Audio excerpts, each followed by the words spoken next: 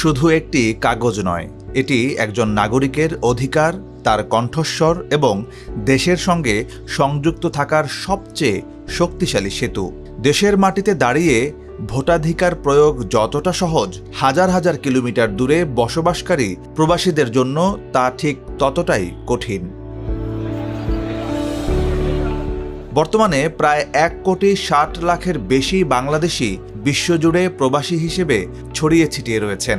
মধ্যপ্রাচ্য থেকে Europe, Africa থেকে আমেরিকা। এই বিশাল জনগোষ্ঠী রেমিটেন্সের মাধ্যমে দেশের অর্থনীতির অন্যতম চালিকা শক্তি। কিন্তু ভোটাধিকার প্রয়োগের বেলায় এই বিপুল সংখ্যক প্রবাসীরা উপেক্ষিতই থেকে যান সবসময়। শুধু সংযুক্ত আরব আমিরাতেই প্রায় 12 লাখের উপরে বাংলাদেশি প্রবাসী বসবাস করেন। দিনরাত পরিশ্রম করে যারা দেশের উন্নয়নে অবদান রাখছেন। নির্বাচনের সময় তারাই হয়ে পড়েন নীরব দর্শক। প্রবাসে থাকলেও দেশের রাজনীতি, নেতৃত্ব ও ভবিষ্যৎ নিয়ে যাদের ভাবনা কখনোই থেমে থাকে না। আমরা প্রবাসীরা কখনো ভোট দিতে পারতাম না, তো এখন যেহেতু একটা ওয়ে আমাদের জন্য তৈরি হয়েছে, এটা প্রবাসীদের পক্ষ থেকে আমি সরকারকে অবশ্যই ধন্যবাদ জানাই যে আমাদেরকে অধিকার দিয়েছে যে আমরা ভোট দিতে পারবো। যে এমন একটা সময় গেছিলো যে আমাদের কোনো অধিকারই ছিল না। প্রবাসীদেরকে কামলা বলে যাদেরকে উদ্দেশ্য করে কথা বলা যে আমরা বিদেশে যাবো শুধু কাজ করার জন্য, কামলা দেব, টাকা দেশে পাঠাবো, এটাই ছিল তাদের পরিভাষা। এবং পূর্বের রাজনীতিবিদ যারা ছিলেন তারা এগুলা আমাদেরকে মন্তব্য করতেন। তো এখন আলহামদুলিল্লাহ আস্তে আস্তে করে আশা করি যাদের মাধ্যমে আজকে প্রবাসীরা তাদের অধিকার ফিরে পাচ্ছে এবং আশা করি পরিপূর্ণরূপে প্রবাসীরা তাদের অধিকারটা ফিরে পাবে। এই বাস্তবতায় পোস্টাল ব্যালট প্রবাসীদের জন্য শুধু একটি ভোটিং পদ্ধতি নয়, এটি একটি আশা। এই ব্যবস্থার মাধ্যমে হাজার মাইল দূরে থেকেও একজন প্রবাসী নাগরিক তার দেশের গণতান্ত্রিক প্রক্রিয়ায় অবদান রাখতে পারেন।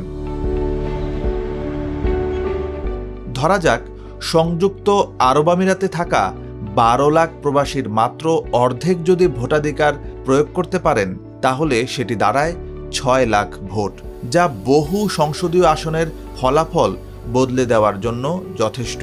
এই সংখ্যা প্রমাণ করে প্রবাসী ভোট শুধু প্রতীকী নয়, এটি বাস্তব রাজনৈতিক প্রভাব রাখার সক্ষমতা রাখে।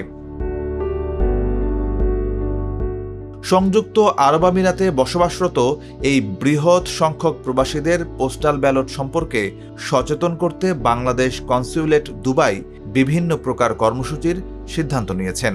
দূতাবাস এবং কনস্যুলেট এই বিষয়ে ব্যাপক প্রচারণা চালিয়েছে। ইতিমধ্যে আমরা আমাদের দুবাই কনস্যুলেটে একটি প্রচারণামূলক সভাও করেছি, যেখানে আমরা এই পোস্টাল ব্যালট যে অ্যাপের মাধ্যমে নিবন্ধন এবং কিভাবে ভোট দেওয়া যায় সেই বিষয়ে জনগণকে সচেতন করেছি এবং মানুষকে উৎসাহ দিয়েছি যাতে অধিক সংখ্যক হারে তারা নিবন্ধিত হয় এবং ভোট প্রদান করে। দুবাই কনস্যুলেটে একটি বিশেষ হেল্প ডেস্ক চালু করেছি এই পোস্টাল ব্যালট ভোটিং এর নিবন্ধন প্রক্রিয়াকে সহায়তা করার জন্য। যে সমস্ত প্রবাসী ভাইয়েরা নিবন্ধন প্রক্রিয়ায় নিবন্ধন করতে গিয়ে নানা ধরনের কারিগরি বা তথ্যগত বা বুঝতে না পারা এই ধরনের সমস্যায় পড়ছেন, তারা কনস্যুলেটের এই বিশেষ হেল্প ডেস্কে এসে যে কোনো সময় এই সহযোগিতাটা নিতে পারেন, যে কোনো কর্মদিবসে এসে এই সহযোগিতাটা নিতে পারেন।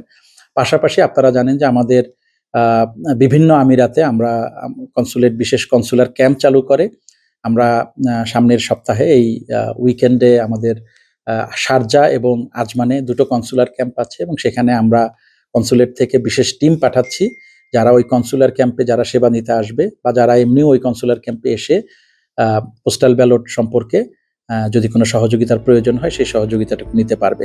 প্রবাসীদের চোখে পোস্টাল ব্যালট মানে আবারও দেশের সঙ্গে যুক্ত হওয়া, শুধু আবেগে নয়, সাংবিধানিক অধিকার হিসেবেও নিজেদের পূর্ণ নাগরিক হিসেবে অনুভব করা। তবে পোস্টাল ব্যালট নিবন্ধনের ক্ষেত্রে অনেকেই সম্মুখীন হচ্ছেন বিভিন্ন প্রকার জটিলতার।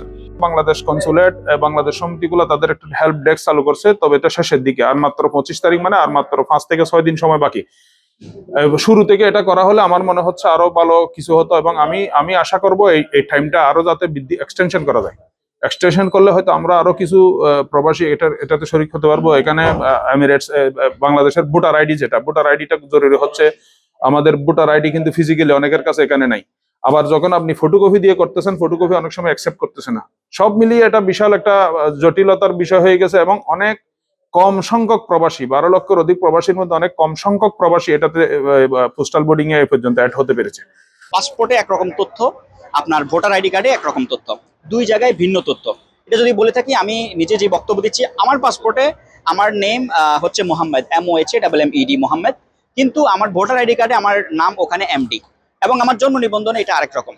তো বাংলাদেশ সরকার যদি একটা সেন্ট্রালাইজ একটা জিনিসকে ধরে যদি কাজ করে, তাহলে পাসপোর্ট ভুল হওয়ার সুযোগ নাই।